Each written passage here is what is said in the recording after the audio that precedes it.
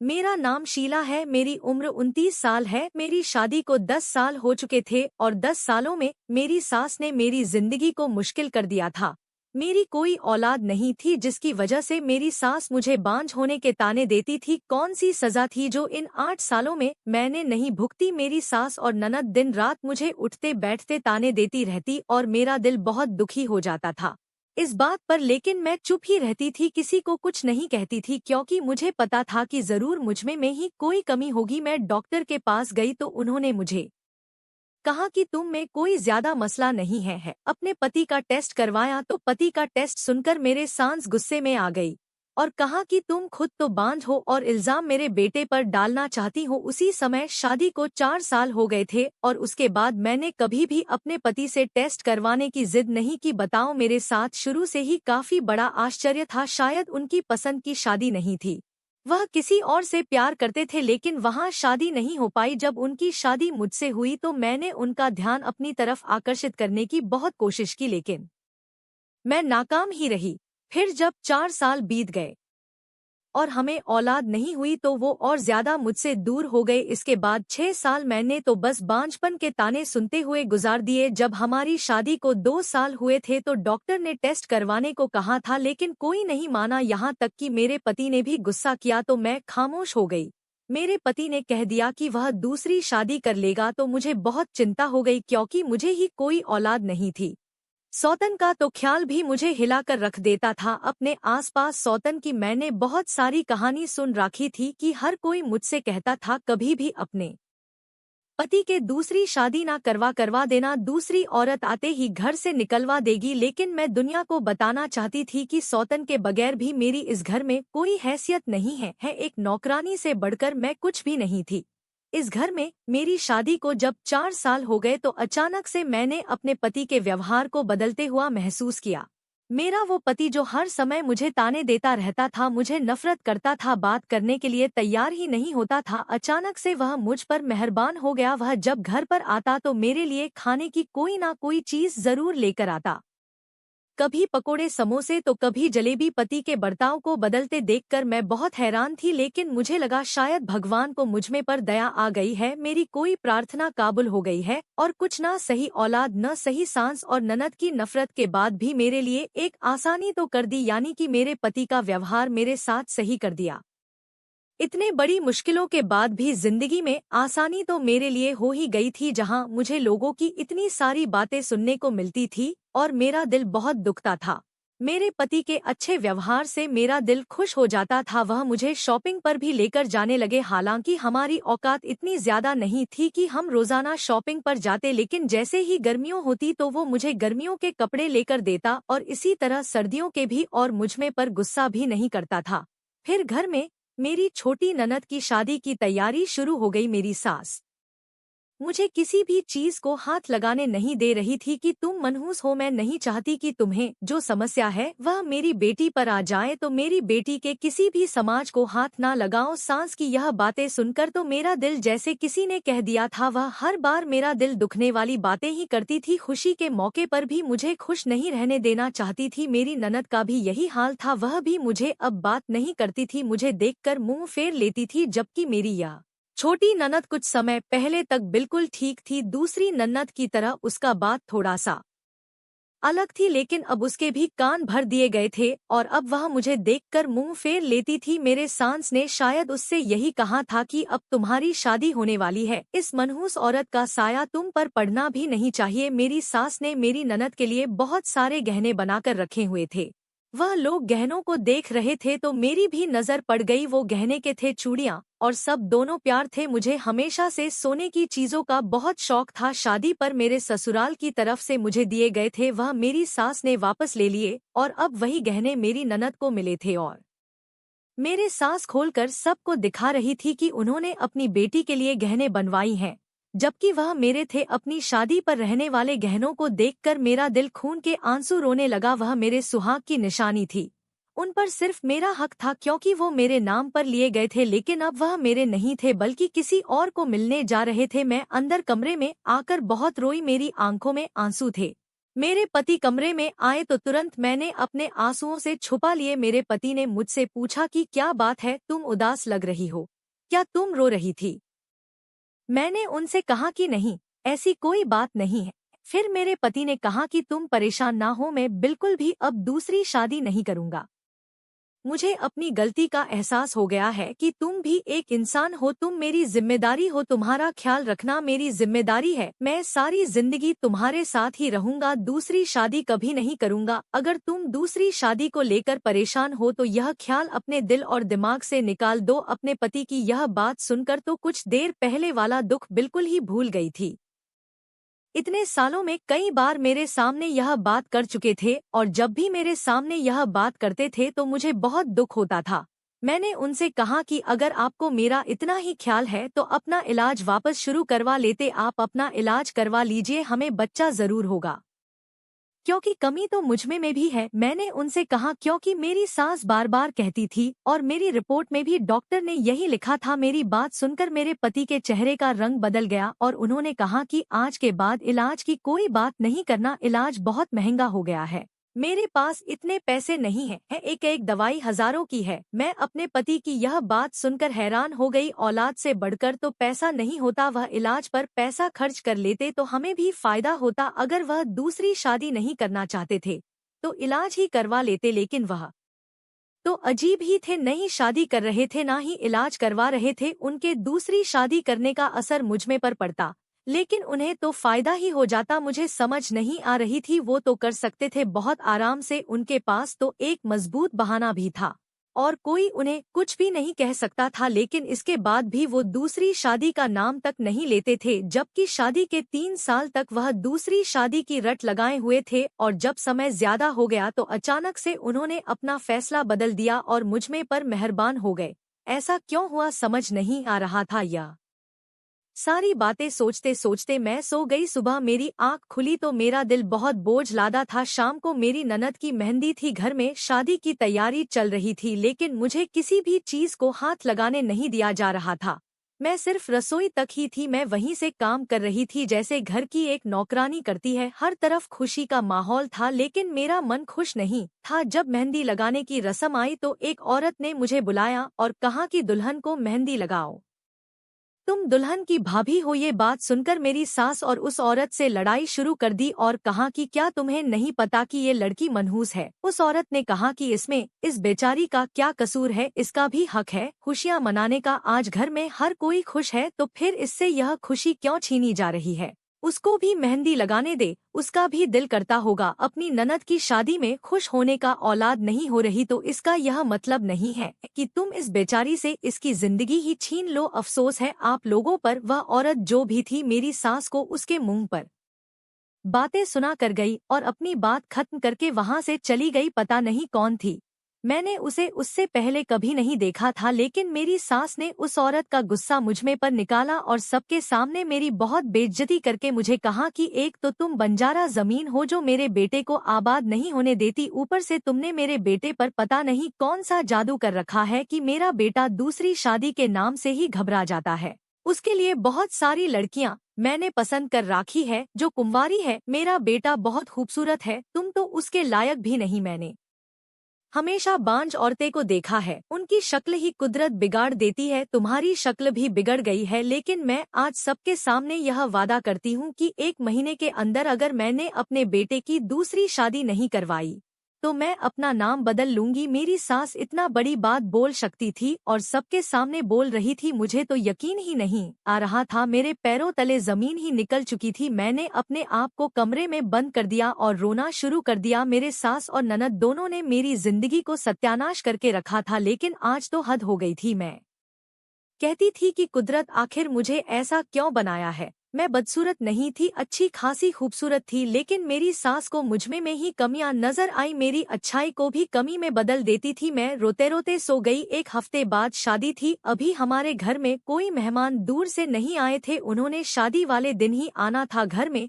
सिर्फ मेरी सास, मेरी ननद जो अपने ससुराल से यहाँ रहने के लिए आई हुई थी काफी दिनों से शादी की वजह से, और मेरे पति और देवर ही थे। खाना बनाने के बाद घर के सब मर्द बाहर टहलने के लिए चले गए, घर में सिर्फ हम औरतें ही थी।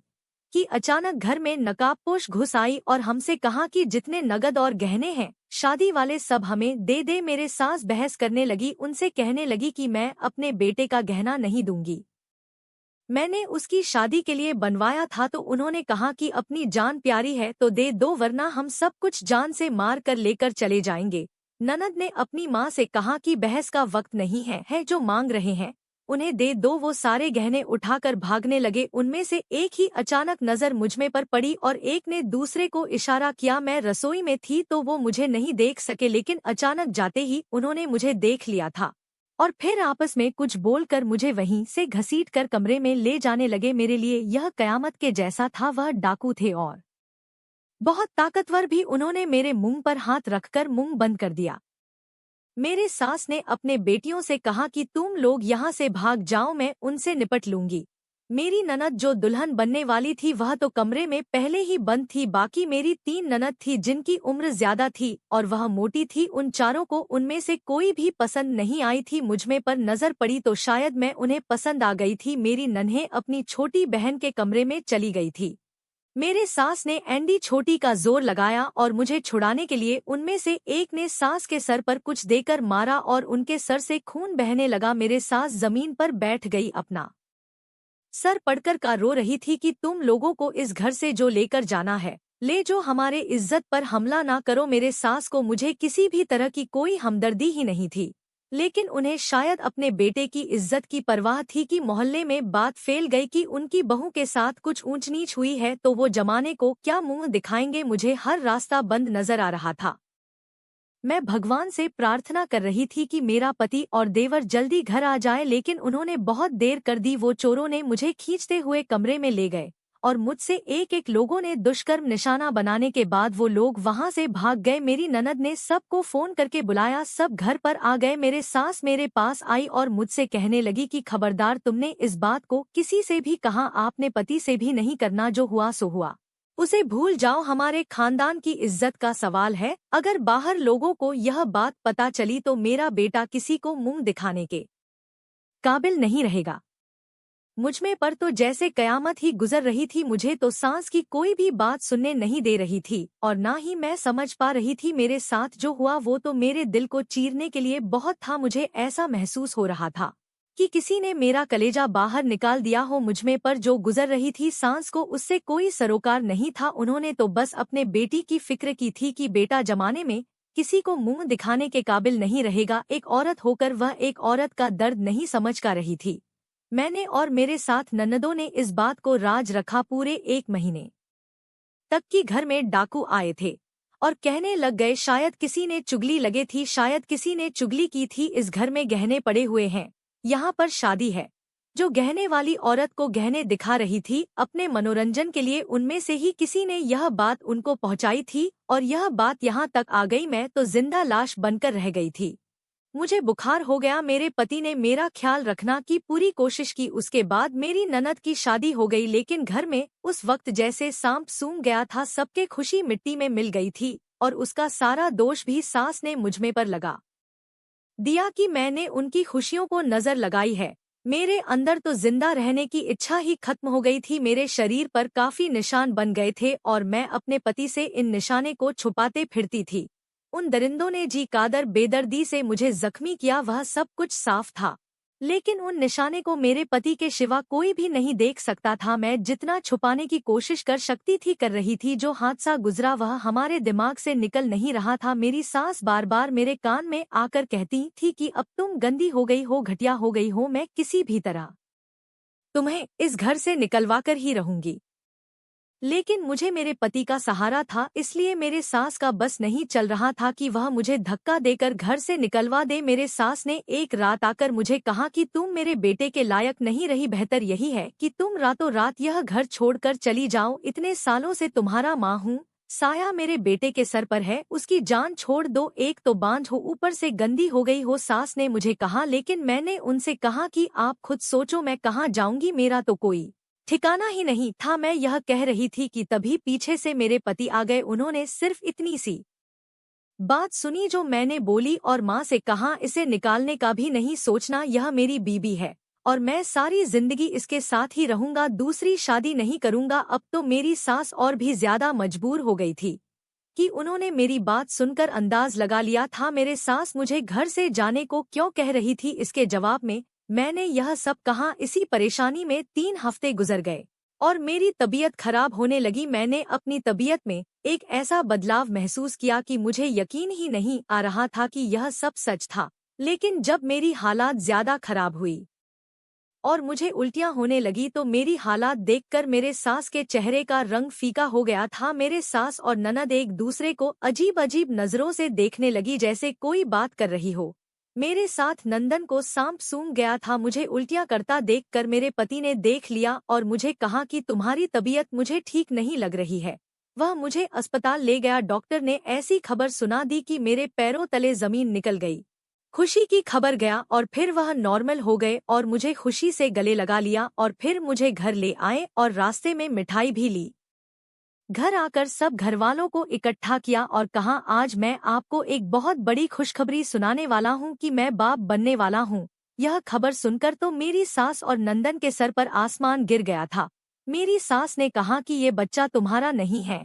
उनकी बात सुनकर मेरे पति को गुस्सा आ गया। उन्होंने कहा कि मैं 8 साल से औलाद के लिए तरस रहा हूँ और आज कुदरत ने मुझे यह खुशी दी है, तो आप मेरी इस खुशी को भी खत्म करना चाहती हैं। अपने दूसरे बेटों के बाप बनने की खुशी में तो आप खुश हुई थी हमेशा से, तो फिर मेरी खुशी में इस तरह के शब्द बोलकर मेरा दिल क्यों दुखी कर रही है। मेरे पति ने ऐसी बात बोली कि मेरी सास चुप हो गई। सारा मामला क्या था मुझे समझ आ गया था और मेरी सास जो हर वक्त मुझे ताने देती रहती थी, जो 8 सालों में ना हुआ, अचानक उस हादसे के बाद कैसे हो गया, सोचने वाली बात थी। मेरी सास मुझसे नजरें नहीं मिला पा रही थी, जो हर समय मुझे ताने देती रहती थी कि मैं बांझ हूँ और वो अपने बेटे की दूसरी शादी करेगी। आज उनकी बात गलत साबित हो गई। जो वो मुझे कहती थी वो मैं नहीं, उनका बेटा नहीं था। पति तो जैसे हवा में थे। मुझे ये बर्दाश्त नहीं हो रहा था मैं उन्हें धोखे में रखूं। मैंने सोचा कि मैं उन्हें सारी हकीकत बता दूंगी, लेकिन मेरी सास ने कहा कि अपने पति से कुछ मत कहना, जो हुआ सो हुआ, अब उसे बच्चे को रख लो, मेरा बेटा तो वैसे ही बांझ निकला है। उन्होंने समझाया कि कुछ चीजों को राज रखना में ही हमारी भलाई है। मेरे सास मुझे यह सब बातें कह ही रही थी तो मेरे पति ने सुन लिया। वह ना जाने अचानक कहाँ से आ गए। हम दोनों से कुछ नहीं कहा लेकिन कमरे में चले गए। मैं उनके पीछे पीछे कमरे में आ गई और उनसे कहा कि मुझे माफ कर दे।